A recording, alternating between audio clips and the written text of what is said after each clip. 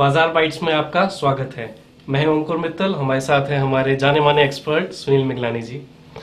सुनील जी, पिछले दिनों आपने डेरिवेटिव्स के बारे में हमें काफ़ी कुछ बताया, थैंक यू। लेकिन फ्यूचर्स के साथ में यहाँ पर एक और कंपोनेंट होता है ऑप्शंस का।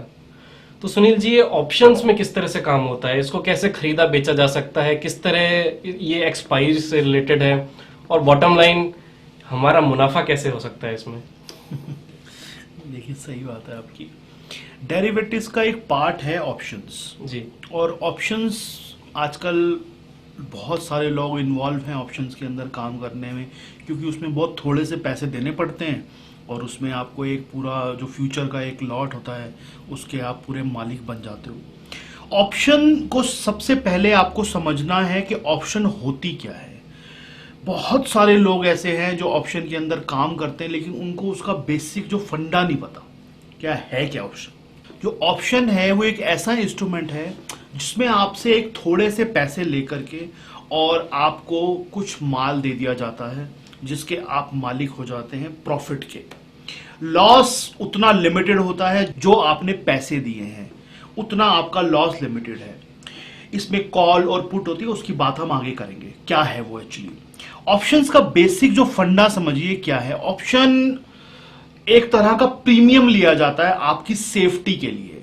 आप एक पूरा लॉट अगर फ्यूचर के अंदर लेते हैं, मान लेते हैं एक 500 शेयर का एक लॉट है, आपने वो लॉट फ्यूचर में बाय कर लिया, तो आप उस लॉट के प्रॉफिट और लॉस दोनों के हिस्सेदार हैं। आपका मार्जिन भी उसमें पूरा जाएगा। लेकिन ऑप्शन अगर बाय करते हैं, मान लेते हैं एक स्टॉक है, मैं चाहता हूं कि मैं इसे बाय करूं क्योंकि ये ऊपर जाने वाला है, तो मैं उस स्टॉक को लेने की बजाय कैश में, उस स्टॉक को लेने की बजाय फ्यूचर में उसका ऑप्शन खरीद लेता हूं, कॉल ऑप्शन। वो मुझे ये बताता है कि ये स्टॉक आज की डेट में मान लेते हैं 300 रुपए का है और मुझे लग रहा है ये 350 का जाता है, तो मैं 300 रुपए की ऑप्शन खरीदता हूं। उसका मुझे कुछ प्रीमियम देना पड़ता है, 10-12 रुपए जो प्रीमियम देना पड़ता है, मैंने वो पे कर दिया और उस प्रीमियम में मैं उस पूरे लॉट का, पूरे 300 शेयर का, 500 शेयर का, 1000 शेयर का जो भी है उसका मालिक बन गया। अब वो शेयर अगर वहां से ऊपर गया तो मुझे उसमें प्रॉफिट आएगा और अगर वो नीचे गया तो मेरा लॉस उतना लिमिटेड है जितना मैंने उसको प्रीमियम दे दिया। ये बिल्कुल इंश्योरेंस कंपनी की तरह काम करता है। जैसे इंश्योरेंस कंपनी है ना, वैसे काम करता है। इंश्योरेंस कंपनी क्या करती है आपके साथ? इंश्योरेंस कंपनी आपको कहती है आपकी जिंदगी की कीमत क्या है, वो आपसे पूछती है आपकी जिंदगी की कीमत क्या है। आप कहते हो जी 2 करोड़। वो कहते हैं ठीक है, आपके 2 करोड़ की जिंदगी की हम इंश्योरेंस करते हैं, आप हमें 25,000 रुपए का प्रीमियम दे दो। आप उसे 25,000 का प्रीमियम देते हो और 2 करोड़ की जिंदगी आपकी इंश्योर्ड हो गई। आपकी जिंदगी, आपकी गाड़ी, आपका घर या आप जो भी है, आपकी गाड़ी मान लेते हैं, आपकी गाड़ी है, आपकी 10 लाख रुपए की गाड़ी है, उसने आपसे 10-20 हजार रुपए लेके उसकी इंश्योरेंस कर दी। अब वो गाड़ी कल को ठुक गई, पिट गई, चोरी हो गई, तो वो इंश्योरेंस कंपनी आपको उसका पेमेंट देगी। लेकिन आपका लॉस कितना है? सिर्फ वो 10,000 रुपए या 20,000 रुपए जो आपने प्रीमियम दे दिया। अब आपने उतने प्रीमियम देके अपनी उस पूरी गाड़ी को इंश्योर्ड कर लिया कि उसमें जितना मर्जी लॉस हो जाए सामने वाली कंपनी भरेगी। ऑप्शन के अंदर सेम यही होता है। ऑप्शन जो लेने वाला आदमी है, जिसने खरीदा है उस ऑप्शन को, उसका जो लॉस है लिमिटेड है, लेकिन जो ऑप्शन बेच रहा है उसका लॉस अनलिमिटेड है। अनलिमिटेड का मतलब, आज मान लीजिए इंश्योरेंस कंपनी है, इंश्योरेंस कंपनी ने अगर 20,000 रुपए का प्रीमियम लिया है आपसे, लेकिन अगर लॉस हुआ तो उसका लॉस पूरा होगा और प्रॉफिट होगा सिर्फ 20,000 रुपए। प्रॉफिट होगा सिर्फ 20,000 रुपए, क्योंकि उसने 20,000 लिए आपसे। अगर आपने पूरे साल में गाड़ी पे कोई क्लेम नहीं लिया तो उसको मैक्सिमम प्रॉफिट जो हो सकता है आपसे वो 20,000 रुपए होगा जो आपने प्रीमियम दिया। लेकिन लॉस 10 लाख रुपए, जो गाड़ी की पूरी वैल्यू है। चोरी हो गई गाड़ी तो पूरे पैसे देने पड़ेंगे उसको आपको। ऐसे ही ऑप्शन में होता है। ऑप्शन जो है एक्चुअली बिल्कुल इंश्योरेंस की तरह काम करता है। वो एक सामने वाला आदमी आपको जो सेल कर रहा है वो ऑप्शन, वो ये कह रहा है कि ये 500 शेयर का जो लॉट है ये मैं आपको बेच रहा हूं, इस पे जो प्रॉफिट होगा वो आपका, लॉस अगर होगा तो वो मैं भुगतूंगा, आप मुझे इसका प्रीमियम दे दीजिए। लेकिन अब आप यहां ये सोचिए दिमाग लगा के कि जैसे इंश्योरेंस कंपनी के केस में आप ज्यादा कमाई करते हो कि इंश्योरेंस कंपनी ज्यादा कमाई करती है? कमाई तो ऑब्वियसली इंश्योरेंस कंपनी करती है। और इंश्योरेंस कंपनी कमाई किस बेस पे करती है? वो ये मान के चलती है कि अगर 100 लोगों ने इंश्योरेंस कराई तो 100 के 100 का क्लेम तो आने वाला है नहीं, 10-15 का क्लेम आएगा, बाकी 85 का जो पैसा है वो हमारे पास रह जाएगा और उससे हमारी कमाई होगी। आप भी अगर आपने इंश्योरेंस किसी चीज की ले रखी है तो ये बात आप भी जानते होंगे कि आपने कई बार क्लेम लेते ही नहीं हो, आप कई कई साल ले लेते हैं। अब आदमी एक अपनी लाइफ इंश्योरेंस लेगा तो क्लेम लेने के लिए अपने को चाकू थोड़ा ना मार लेगा, वो नहीं लेगा क्लेम, हो गया ठीक है मैं नहीं मरा हूं, कोई बात नहीं, पैसे गए आपके। इंश्योरेंस कंपनी आपको इंश्योर्ड कर रही है, इसलिए इंश्योरेंस कंपनी एक रिस्क ले रही है, लेकिन उसकी कमाई भी ज्यादा है। ऐसे ही इस मार्केट में, ऑप्शन मार्केट के अंदर, जो ऑप्शन को बेचने वाला होता है, यानी कोई इंश्योरेंस कंपनी एक्चुअली वो बेचने वाला आपको इंश्योर्ड कर रहा है, वो आदमी हमेशा ज्यादा कमाता है। जो लेने वाला है वो हमेशा कम कमाता है। क्यों कम कमाता है इसकी बात हम आगे करेंगे। क्योंकि जो बाय कर रहा है वो सेफ्टी खेल रहा है, जो सेल कर रहा है वो इंटेलिजेंसी खेल रहा है।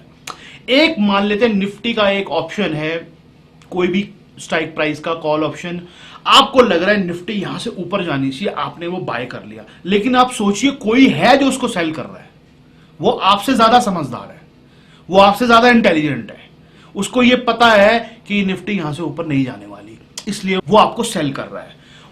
तो अब दोनों में समझदार कौन निकलेगा ये बाद में पता चलेगा, लेकिन ज्यादातर केसेस में समझदार बेचने वाला निकलता है, क्योंकि बेचने वाला इंटेलिजेंट आदमी होता है। एक बात और, रिटेल इन्वेस्टर ऑप्शंस की तरफ क्यों झुकता है, बाइंग की तरफ, क्योंकि उसमें पैसे लगते ही नहीं कुछ भी।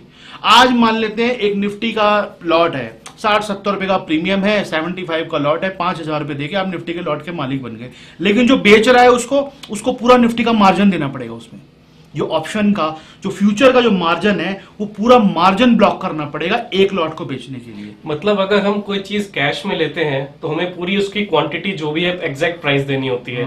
उसके बाद अगर हम फ्यूचर्स में आते हैं तो उसका एक मार्जिन फिक्स्ड है स्टॉक एक्सचेंज द्वारा, वो मार्जिन अमाउंट हमें देना पड़ता है। अब ऑप्शंस में अगर हम खरीदें तो उसका अमाउंट काफी छोटा है। हाँ, मतलब वो सिर्फ प्रीमियम, सिर्फ प्रीमियम बेचने के लिए हमें लगभग उतना ही अमाउंट देना पड़ेगा जो फ्यूचर्स में देना पड़ता है, लेकिन हम खरीदते हैं तो उसके अमाउंट बहुत ही छोटा है, बहुत ही छोटा प्रीमियम अमाउंट। मतलब जैसे इंश्योरेंस कंपनी का होता है, प्रीमियम अमाउंट देना है आपको, खाली कुछ नहीं करना आपको। जो बेचने वाला आदमी है वो बोल रहा है कि आप पूरा निफ्टी का लॉट लेना चाहते हो, मुझे आप 5,000 रुपए दे दो खाली, और आप पूरे निफ्टी के लॉट के मालिक बन जाओ। अब 5,000 रुपए के अंदर वो ऐसे 5,000 लोगों को बेच देता है। अच्छा, अब वो 5,000 लोगों को बेचता है, उसमें से 5-10 लोग ठीक निकल जाते हैं, कोई बात नहीं, उनको पैसे दे देता है, बाकियों के पैसे सारे अंदर।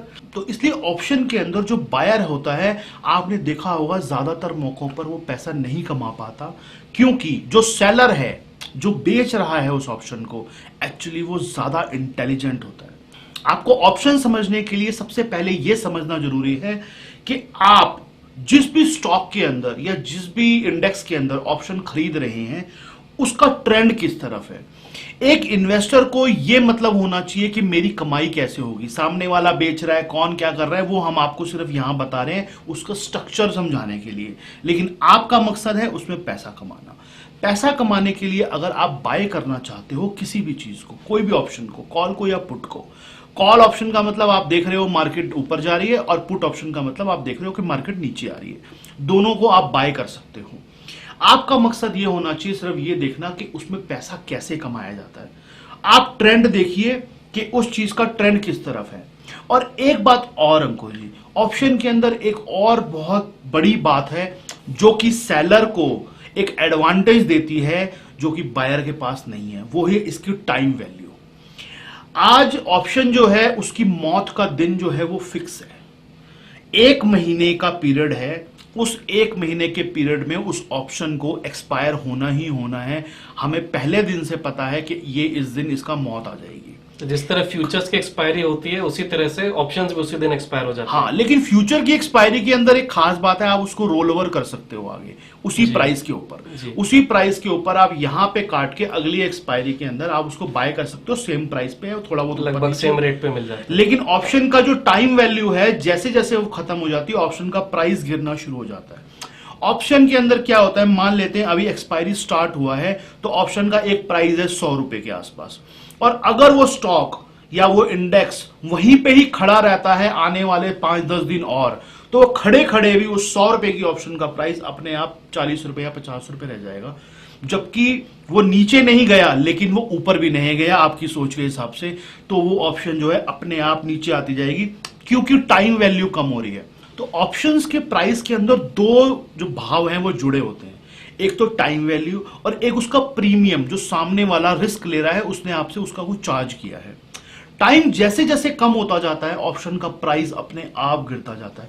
आप अगर ये मान लेते हैं कि हाँ निफ्टी ने यहां से ऊपर जाना है और आपने उसका कॉल ऑप्शन बाय कर लिया और निफ्टी ऊपर नहीं गई लेकिन नीचे भी नहीं गई, उस सूरत में भी आपका जो ऑप्शन का प्राइस वो नीचे आना शुरू हो जाएगा। उसमें 3 स्टेजेस होती हैं ऑप्शन के अंदर। उसका जैसे आप बोल सकते हो पहली वाली जो स्टेज है उसका बचपन का स्टेज है, पहला हफ्ता। दूसरी स्टेज है उसकी जवानी की स्टेज, जब दूसरा हफ्ता। और तीसरा चौथा हफ्ता जो होता है उसका बुढ़ापे की स्टेज, मतलब वो ऐसे चलती है और ऐसे नीचे उतरती है। ऑप्शन के अंदर जब भी आपको काम करना है आपको हमेशा ये ध्यान रखना है कि जवानी में आना है और जवानी में जाना है। मतलब दूसरे हफ्ते के अंदर आपको एंट्री करनी है, तब तक उसका जो टाइम वैल्यू होगा थोड़ा डीके हो चुका होगा और ट्रेंड पकड़ते समय वो आप उसके अंदर होगे उस समय। और जब तक उसके बुढ़ापे का समय आए, मतलब कि अब उसका टाइम बच गया 1 हफ्ते का और आप ले रहे हो बैठ के स्टॉक को अभी चलना चाहिए, 1 हफ्ते के अंदर चलना चाहिए, तो वो बहुत मुश्किल होता है कई बार इतना एग्जैक्ट टाइम कर पाना। वहां पे ऑप्शन की वैल्यू बहुत तेजी से नीचे आएगी। ऑप्शन के अंदर जो भी बाय करने वाले लोग हैं उनको ये सोचना है कि आपको जवानी में आना है और जवानी में जाना है। मतलब पहले हफ्ते के बाद दूसरे हफ्ते के आसपास आना है और तीसरे हफ्ते से पहले पहले उसको जो है नमस्ते कर दो कि जी हो गया काम हमारा, जो होना था, जो आया आया, जो गया गया। उसको संभालना नहीं है ज्यादा, क्योंकि अब उसकी वैल्यू बहुत तेजी से नीचे आएगी, क्योंकि एक्सपायरी पास आ रही है। उसको एक्सपायर होना है एक दिन, उसकी मौत का दिन पहले ही लिखा जा चुका है।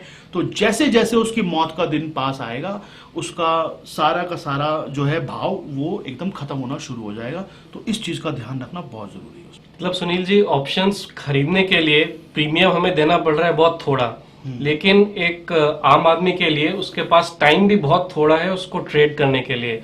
जवानी में आना है, जवानी में जाना है, तो लगभग 1 हफ्ता 10 दिन इतना ही टाइम मिलता है उसको आप ठीक तरह से ट्रेड कर पाने के लिए। एक्चुअली ऑप्शन में काम करने वाले आदमी के लिए इंपॉर्टेंट ये है कि उसका इन और आउट बहुत ही फास्ट हो, फ्रीक्वेंसी उसकी तेज हो। आपको जो भी प्रॉफिट मिला आप उसमें से लेके बाहर आओ।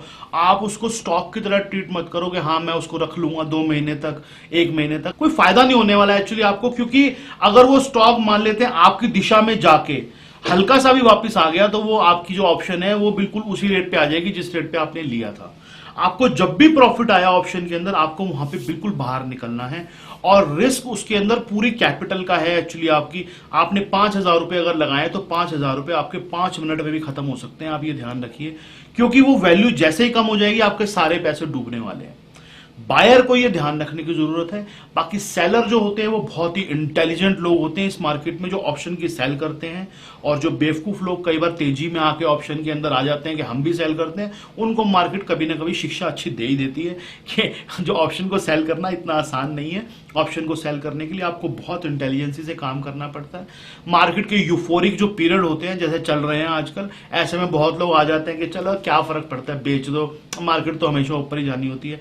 ऐसे मौकों पर मार्केट बहुत अच्छी शिक्षा देती है उन लोगों को कि ऑप्शन को सेल ऐसे आसानी से नहीं किया जाता। सुनील जी, मेरा एक्चुअली अगला सवाल होना था, ये आपने पहले जवाब दे दिया कि अगर बायर के लिए इतनी सारी लिमिटेशंस हैं तो हम समझदार होकर सेलर ही क्यों ना बन जाए। तो इंश्योरेंस कंपनी बनना पड़ेगा ना सर उस आपके लिए। इंश्योरेंस कंपनी जब बनते हो तो इंश्योरेंस कंपनी जितनी इंटेलिजेंसी भी होनी चाहिए ना, उतना बड़ा सिस्टम भी आपके पास होना चाहिए। जो सेल कर रहा है ऑप्शन को उसकी कितनी कैलकुलेशन है आप सोचिए कि वो अनलिमिटेड रिस्क लेने को तैयार है। आप अगर वो 500 रुपए का शेयर कल को 2,000 रुपए भी हो गया तो सारे पैसे उसको देने पड़ेंगे आपको। और अगर वो शेयर 500 रुपए का 500 रह गया तब उसको पास पैसे आएंगे। 500 से जरा सा भी ऊपर गया तो सारे पैसे उसको देने पड़ेंगे। इतना बड़ा रिस्क वो ले रहा है तो इंटेलिजेंसी उसमें होनी चाहिए। और अगर इंटेलिजेंसी उसमें नहीं है और उसने ऐसी हवा में बेच दिया तो हवा ले जाएगी फिर उस एक दिन किसी न किसी ने उसको ऊपर। मतलब बायर का रिस्क तो सिर्फ उतना है जितना उसने प्रीमियम दिया है, लेकिन सेलर के रिस्क की कोई सीमा नहीं है, कोई सीमा, अनलिमिटेड रिस्क है उसका। आज एक शेयर अगर आपने ऑप्शन बेच दिया वो स्टॉक कहीं चलता जाएगा, सारे के सारे पैसे उसको आपको देने पड़ेंगे जो ऑप्शन बेचने वाला है, क्योंकि उसने ये डिसाइड किया है कि आप ये स्टॉक ले रहे हो और ये स्टॉक अगर ऊपर जाएगा तो सारे पैसे मैं आपको दूंगा। तो वो देगा सारे पैसे आपको, कैसे नहीं देगा, वो पैसे उसको देने पड़ेंगे सारे आपको। अब यही उसकी इंटेलिजेंसी काम आती है यही इसीलिए तो बेचने वाले कम होते हैं, इसीलिए तो बेचने वाले सिर्फ समझ बहुत छोटा ग्रुप है, बेचने वाला, लेने वाला बहुत बड़ा ग्रुप है। इंश्योरेंस कंपनियां बहुत कम है, इंश्योरेंस लेने वाले बहुत ज्यादा हैं, तो सेम रूल काम करता है उसमें। सुनील जी, आपने बताना शुरू किया था, मन में एक बहुत आशा जागी थी कि लगता है ये कोई अच्छा सा कोई तरीका है कि छोटा सा प्रीमियम देके और पूरे हम एक लॉट को जो फ्यूचर में ज्यादा पैसे देने पड़ते हैं यहाँ पे बहुत ही कम प्रीमियम देके हम उसी के मालिक बन सकते हैं। लेकिन आपने बताया एक्चुअली ये और हायर रिस्क गेम है एक तरह से। हम कैश में कम रिस्क में काम करते हैं, फ्यूचर में रिस्क बढ़ जाता है, और ऑप्शंस में एक्चुअली हम बहुत ज्यादा रिस्क ले रहे हैं, चाहे अमाउंट कम हो, लेकिन उस पूरी अमाउंट का रिस्क है, पूरी अमाउंट का रिस्क है। और ऑप्शन के अंदर सबसे बड़ा जो माइनस पॉइंट है उसका टाइम वैल्यू, 1 महीने का ही है वो। आपके हिसाब से अगर वो स्टॉक ऊपर भी गया, आपके हिसाब से उसका टारगेट भी पूरा हुआ, लेकिन आप चाह क्या रहे हो, आप ये सोचो ना। आप सोच रहे हो कि ये पर्टिकुलर स्टॉक ऊपर जाना चाहिए, यहां तक तो ठीक है, इसी टाइम में ऊपर जाना चाहिए, ये गलत है।